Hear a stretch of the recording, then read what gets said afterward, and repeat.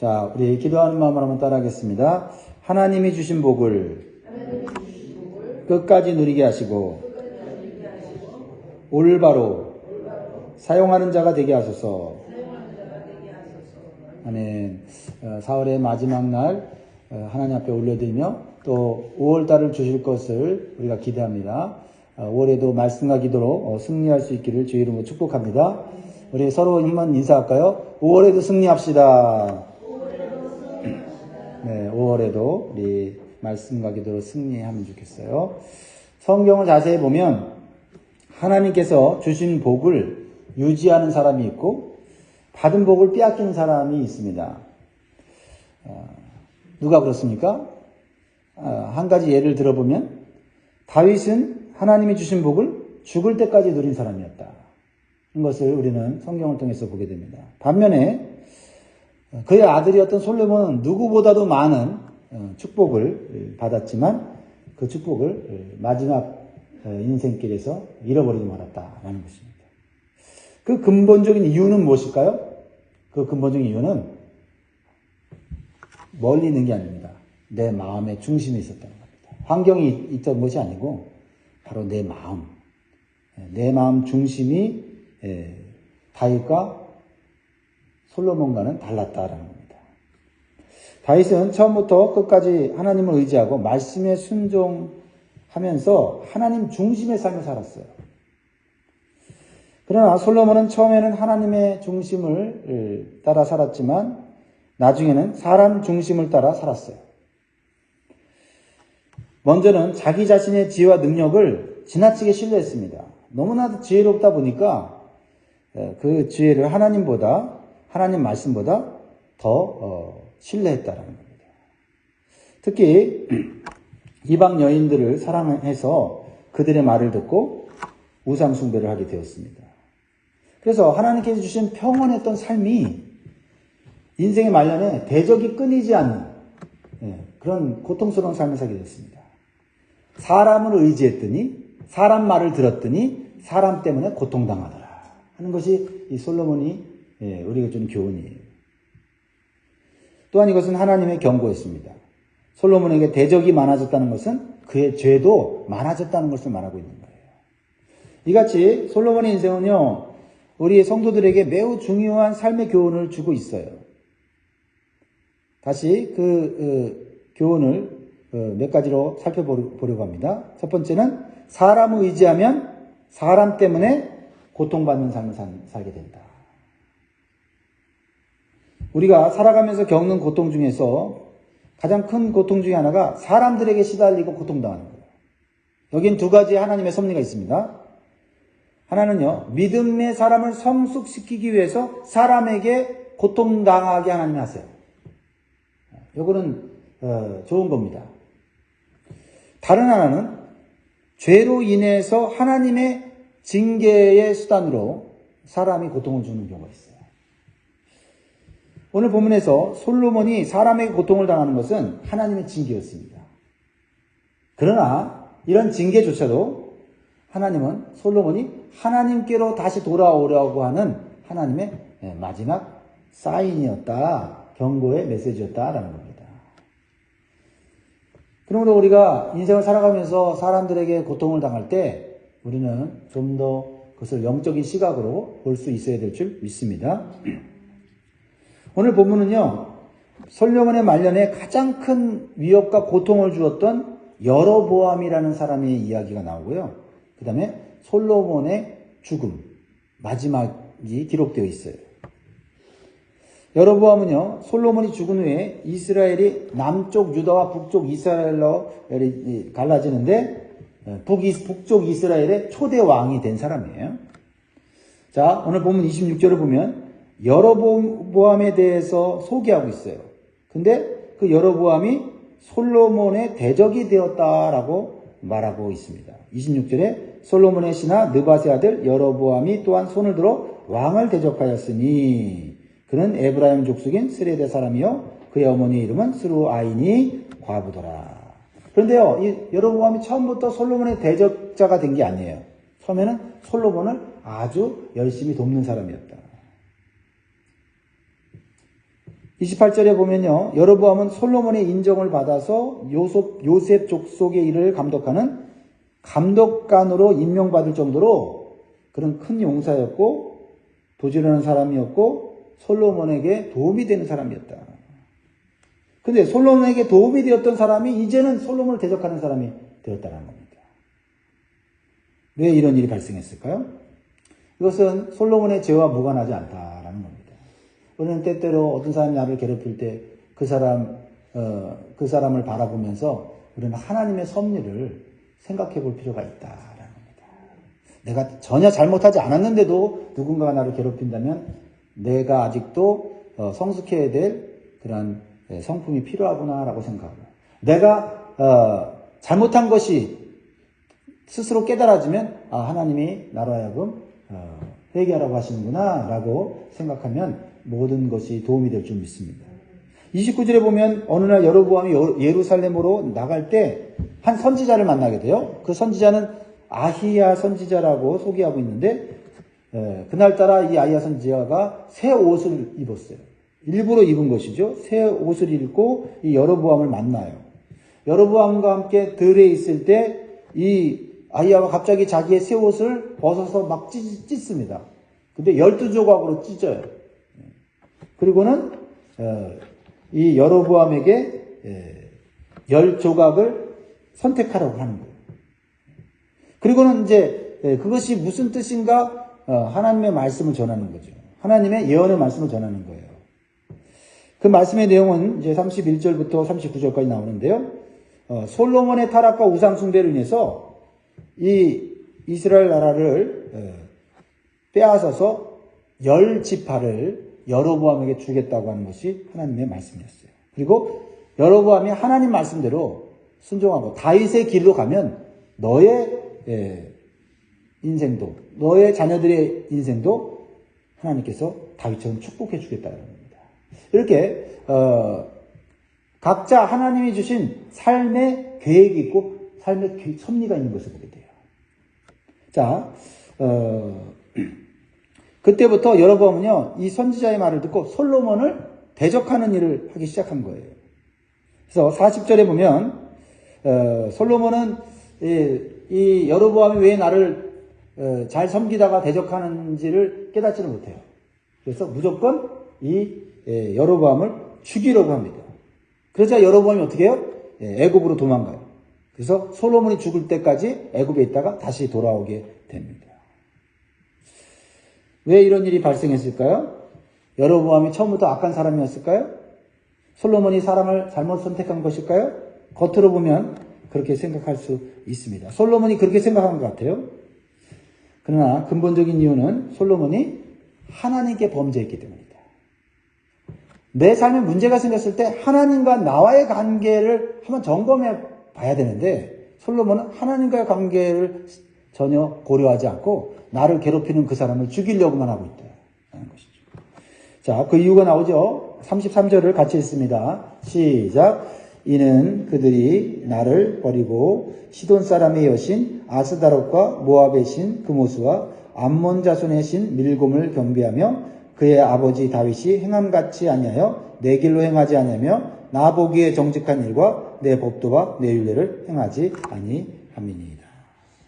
여러분, 우리의 삶에 문제가 생겼을 때 우리는 하나님과의 관계를 한번 생각해 봐야 될 줄 믿습니다. 그래서 하나님 관계가 올바르면 원수까지도 하나님이 화목하게 해주시는 건데 나한테 잘하던 사람이 갑자기 이렇게 돌변하게 되는 것은 결국 우연은 아니다라는 겁니다. 하나님을 믿던 사람이 아무리 자기의 지혜와 능력을 발휘해도 하나님을 떠나서는 결코 형통할 수 없다는 거예요. 사람의 일을 형통케 하는 것은 사람이 아니라 하나님입니다. 그래서 잠언 14장 12절에 보면 사람이 마음으로 어떤 길은 사람이 보기에 바르나 필경은 사망의 길이니라 말씀하고 있고요. 잠언 16장 9절에 사람이 마음으로 자기의 길을 계획할지라도 그의 걸음을 인도하시는 이는 여호와이십니다. 오늘 우리가 하나님 앞에 나와 기도하고 말씀을 듣는 이유는 그저 잘되게 해달라고 기도하는 게 아니라 하나님과 나와의 관계를 살펴보려고 나온 줄 믿습니다. 결국 솔로몬은 예루살렘에서 40년 동안 나라를 통치한 후에 죽고 그의 아들인 르호보암이 왕이 됨으로써 인생이 마치게 됩니다. 처음 받았던 복을 끝까지 유지하지 못하고 빈털터리로 정말 그 명예가 땅에 떨어져서 비참하게 인생을 마치게 되는 것을 보게 됩니다.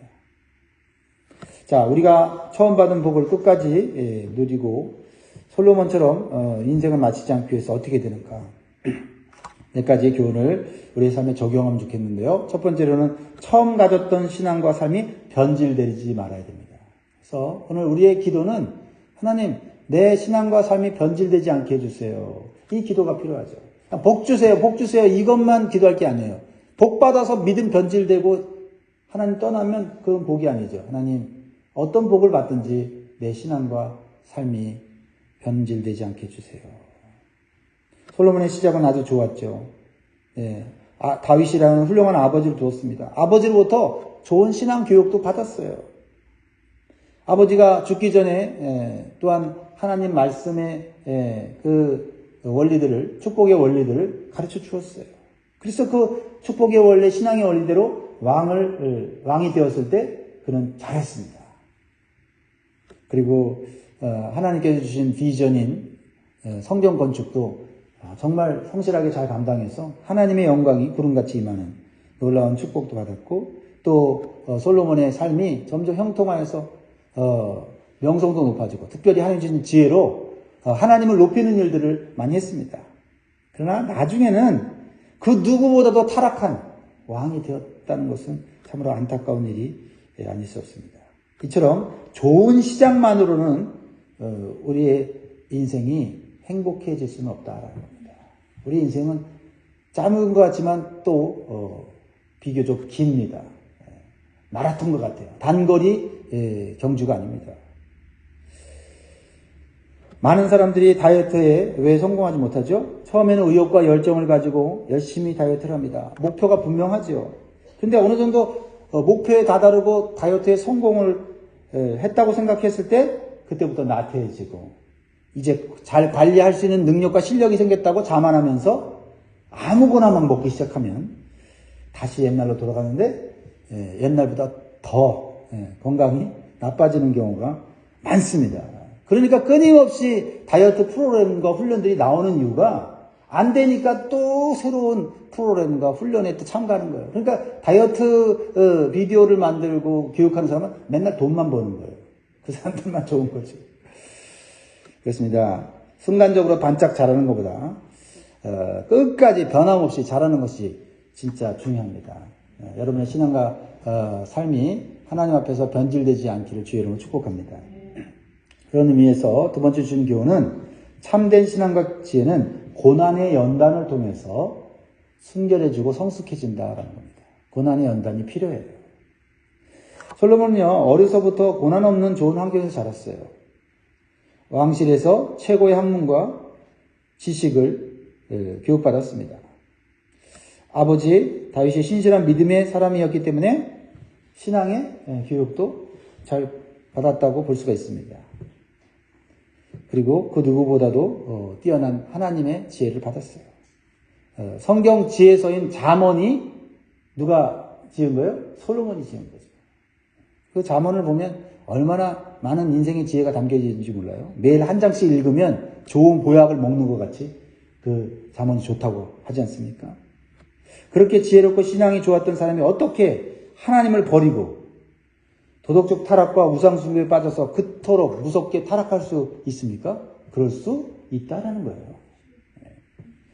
하나님이 주신 지혜와 하나님 주신 복이 내 신앙과 삶을 지켜주는 게 아니에요. 하나님을 신실하게 붙잡고 살아가는 믿음이 지켜주는 거예요. 하나님을 붙잡는 신앙이 끝까지 가는 겁니다. 특별히 여러 가지 이유가 있었겠지만 솔로몬의 신앙이 이렇게 무너지게 된 것은 그의 신앙은 지식적이고 이론적인 신앙이었다는 겁니다. 그렇죠? 그래서 신앙의 성숙함과 견고함이 부족했어요. 마치 고난의 바람이 없이 온실 속에 자라나는 화초와 같아요. 그 화초가 온실 속에 벗어났을 때 그 화초는 견딜 수가 없는 거죠.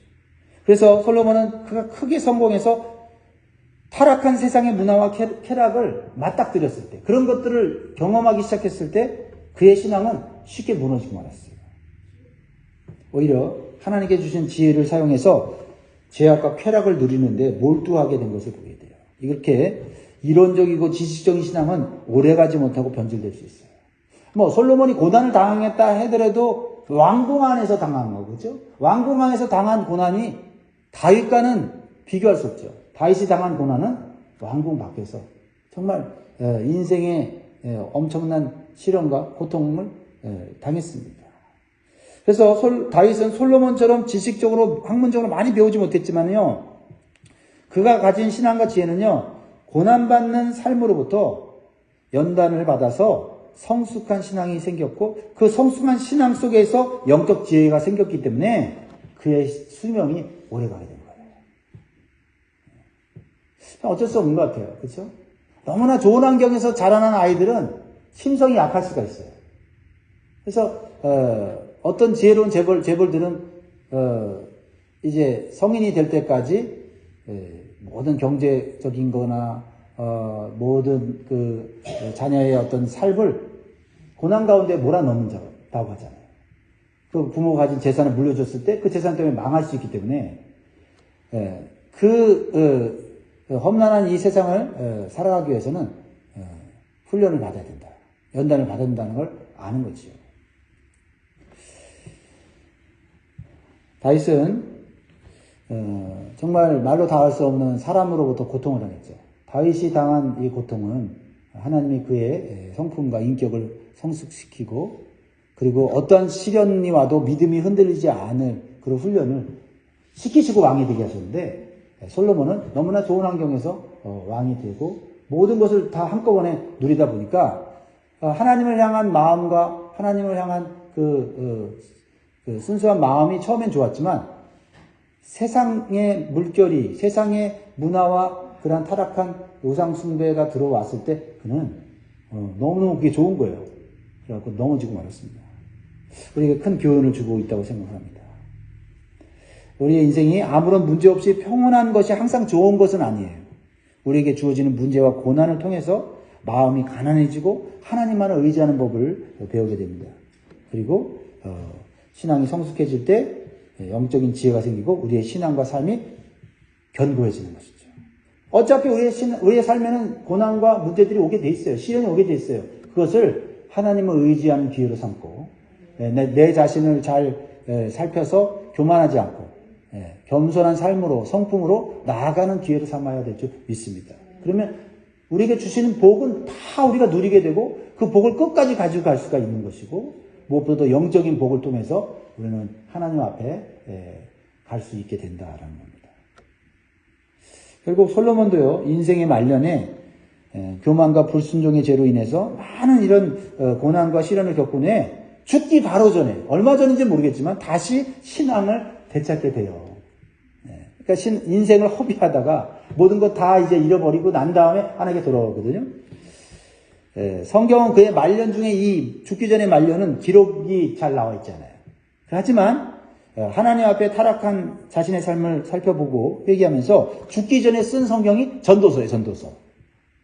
그러니까 인생의 지혜를 배웠는데 지식적인 게 아니라 체험적인 지혜와 지식을 우리에게 전달해 주고 있는 것이죠. 그래서 우리에게 마음이 와닿고 그것이 하나님이 우리에게 주시는 인생의 원리를 깨닫게 해주는 것입니다. 참된 지혜는 고난과 연단의 체험을 통해서 온다는 사실을 기억하시고, 혹시 고난 중에 있습니까? 고통 중에 있습니까? 여러분의 신앙과 인격과 성품을 새롭게 하는 기회로 삼으시고 하나님께 더 가까이 나아가고 엎드리고 말씀을 붙잡고 순종하시기를 주의 이름으로 축복합니다. 한 가지 더 살펴보면 부모의 참된 신앙은 자녀에게 하나님의 은혜를 입게 한다라는 겁니다. 이 솔로몬과 다윗의 관계를 통해서 깨닫게 해주는 게 있어요. 하나님께서 타락과 우상숭배에 빠진 솔로몬을 징계하시고 심판하실 때 바로 심판해서 멸망시키지 않습니다. 그가 통치하는 나라를 다 빼앗지 않아요. 일부를 또 남겨두세요. 근데 솔로몬이 그런 하나님의 은혜를 입은 이유는 부모 때문이었다. 아버지 다윗 때문이었다라고도 얘기를 하고 있어요. 자, 34절 보세요. 그러나 내가 택한 내 종 다윗이 내 명령과 내 법도를 지켰으므로 내가 그를 위하여 솔로몬의 성전에는 온 나라를 그의 손에서 빼앗지 아니하고 주관하려 하려니와 내가 그의 아들의 손에서 나라를 빼앗아 그 10지파를 네게 줄 것이요 그의 아들에게는 내가 한 지파를 주어서 내가 거기서 내 이름을 두고자 하여 택한 성읍 예루살렘에서 내 종 다윗이 항상 내 앞에 등불을 가지고 있게 하리라.